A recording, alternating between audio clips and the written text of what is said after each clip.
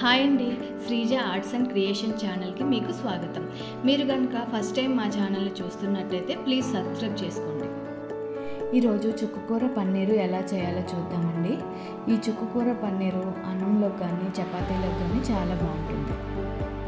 దీనికి కావలసిన పదార్థాలు: చుక్కకూర, పన్నీరు, ఆయిల్, ఉప్పు, తరిగిన ఉల్లిపాయలు, పోపు దినుసులు, ధనియాలు, జీలకర్ర పొడి, పసుపు, ఎండుమిర్చి, పచ్చిమిర్చి, కారం, అల్లం వెల్లుల్లి పేస్ట్, గరం మసాలా.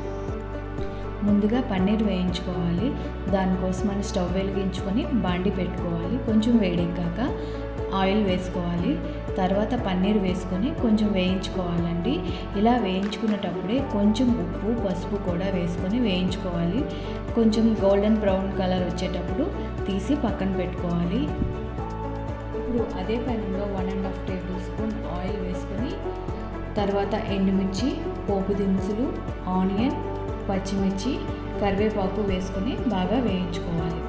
ఉల్లిపాయలు గోల్డెన్ బ్రౌన్ కలర్ వచ్చేంత వరకు వేయించుకున్నాక అల్లం వెల్లుల్లి పేస్ట్ వేసుకొని అది కూడా పచ్చివాసన పోయేంత వరకు వేయించుకోవాలి.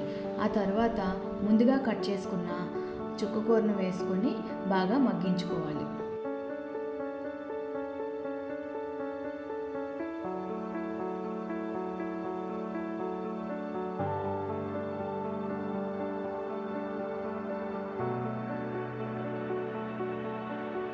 ఇప్పుడు చుక్కకూర బాగా మగ్గాక దానిలో 1.5 స్పూన్ ఉప్పు, అలాగే 1/2 స్పూన్ ధనియాలు, జీలకర్ర పొడి, 1/2 స్పూన్ గరం మసాలా, 1/2 స్పూన్ కారం వేసుకొని బాగా కలుపుకోవాలి.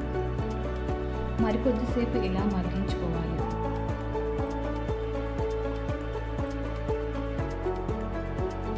చుక్కకూర బాగా మగ్గాక ముందుగా వేయించి పెట్టుకున్న పన్నీర్ దానిలో వేసుకొని బాగా కలుపుకోవాలి.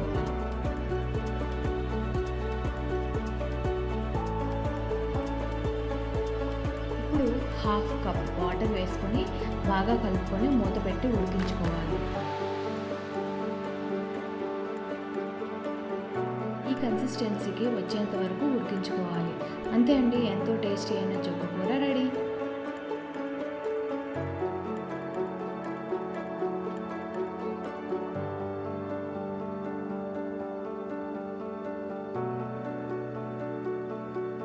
Thank you for watching.